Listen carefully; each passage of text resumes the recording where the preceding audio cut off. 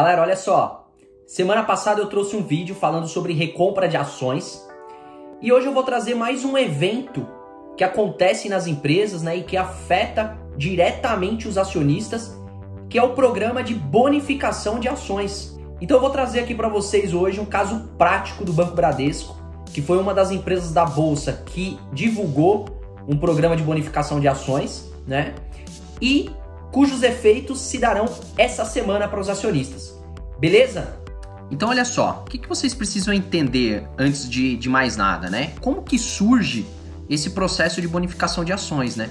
Então ele sempre surge quando a empresa faz um aumento de capital, tá? Por algum motivo, tá? Seja por uma exigência da lei das SAs ou seja por uma outra exigência, tá? E todo aumento de capital, a empresa ela pode emitir novas ações ou não, tá? No caso aqui do Bradesco, né, ela fez a emissão de novas ações, tá? Então eu trouxe aqui qual que era a posição do patrimônio líquido da companhia em 31/12/2019, né? Então eu trouxe aqui para facilitar um pouco.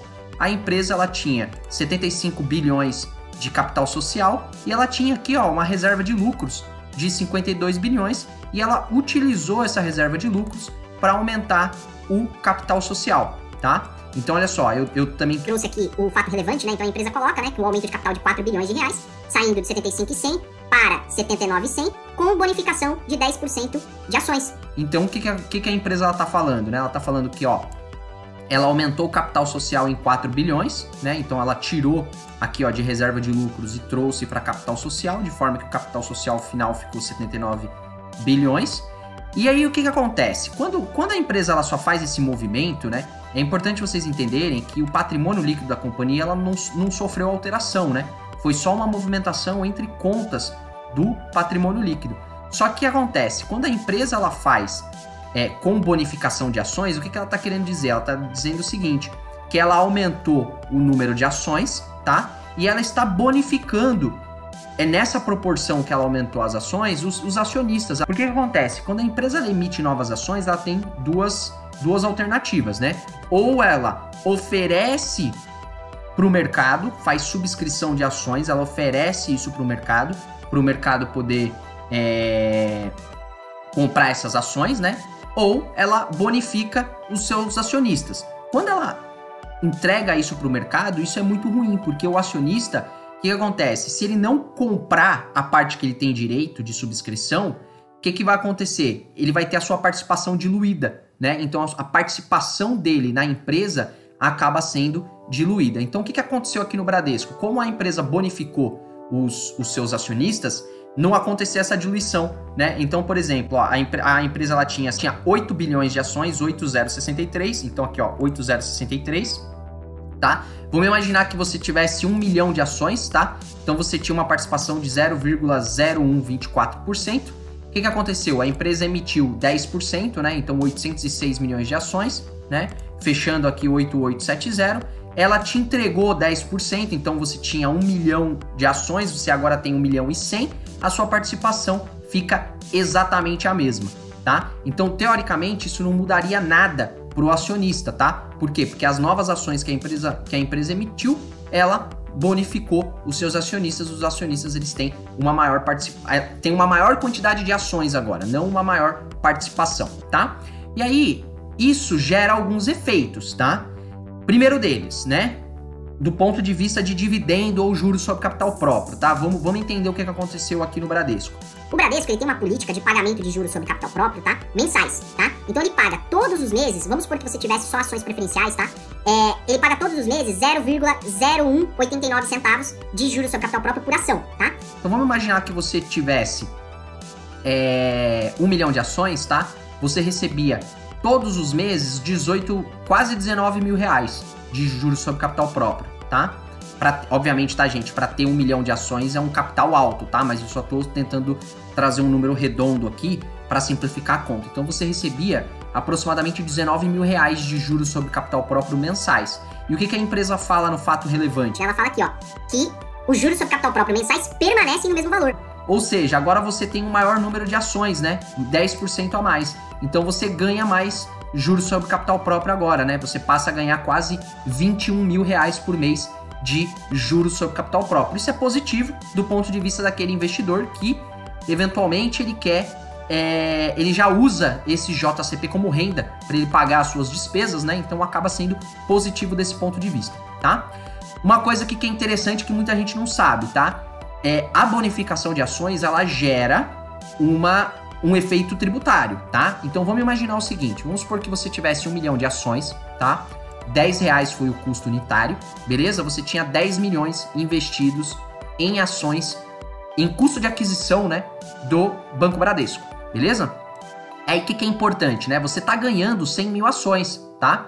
Só que você não tem custo para isso, você não pagou nada, beleza? Só que do ponto de vista tributário, o que você tem que fazer? Aqui no Fato Relevante, a empresa também informa, por oportuno, informa também que R$4,96 é o custo unitário atribuído às ações bonificadas, né? Então o que acontece? Essas 100 mil ações que você recebeu, ela tem um custo de R$4,96. O que isso quer dizer? Você não tem mais 1 milhão de ações. Você tem agora 1 milhão e 100 de ações, certo? Você aumenta o teu custo de aquisição, embora você não tenha gastado nada, né? Você tem que ajustar o teu preço médio, porque agora você tem 100 mil ações adquiridas, teoricamente, a R$4,96. O que isso quer dizer? Então você aumenta no teu custo de aquisição R$496 mil, você passa a ter 10.496, você ajusta para 1 milhão e 100 ações, o seu novo preço médio passa a ser R$9,54 e não mais 10, né? O que isso quer dizer, tá? Essa diferença que você está tendo de custo de aquisição, você tem que declarar lá na sua declaração de imposto de renda como rendimento isento não tributável, beleza? E lá nos seus bens e direitos você tem que ajustar o seu novo custo de aquisição, você tem que ajustar o seu novo preço médio, beleza? Outra coisa que tem efeito também, né? Tem um efeito no preço da ação. Então olha só, agora quando eu montei esse Excel aqui, o custo de aquisição das ações do Bradesco era R$22,51, né, das ações preferenciais. O que aconteceu? O valor de mercado do Bradesco, ele era de 181 milhões, né? Então eu peguei aqui, ó, o número de ações, beleza? 22,51, o valor de mercado dele era 181 bilhões de reais, né? O que isso quer dizer? O valor de mercado do Bradesco, ele não mudou. Por quê? Porque o patrimônio líquido continuou o mesmo, não entrou novo dinheiro, né? Então o que acontece? Quando a empresa emite novas ações, automaticamente ajusta o preço da ação para um valor menor, 20,46. Só que o que acontece com o teu patrimônio? O valor de mercado do teu patrimônio, ele continua o mesmo, ó. Tá vendo, ó? Porque você tinha 1 milhão de ações a 22,51 e agora você tem 1 milhão e 100 a 20,46. O teu patrimônio, ele não sofre alteração. O que eu quero dizer com tudo isso, tá? Bonificação de ações, teoricamente não deveria dar nenhum tipo de efeito para o acionista, tá? A não ser aqui do ponto de vista de juros sobre capital próprio ou do ponto de vista de dividendos mensais, eventualmente se aquela empresa paga dividendos mensais, tá? Do ponto de vista de valor de companhia, é positivo, por quê? Porque uma empresa que está dando bonificação de ações quer dizer que ela está sendo lucrativa a ponto de ter que distribuir essa reserva de lucros para os acionistas sem precisar entregar dinheiro, né? Então o que ela faz? Ela continua capitalizada, né? Ela só basicamente entrega novas ações para os acionistas, tá? Mas mostra uma empresa que gera bastante valor no longo prazo. Outra coisa que pode acontecer, como o preço da ação ficou mais barato, pode ser que aumente a liquidez, né? E eventualmente esse preço volte ao patamar anterior de uma forma mais rápida. Mas teoricamente, no campo da teoria, não deveria mudar nada. Tem aqui um efeito tributário interessante, mas que também não traz muita diferença ali para o investidor. Beleza? Então é isso. Esses são os efeitos das bonificações de ações. Se ficar com alguma dúvida, deixa aqui o comentário. Marca aquele teu amigo que vai se interessar por esse vídeo. E é isso aí. Tamo junto, valeu!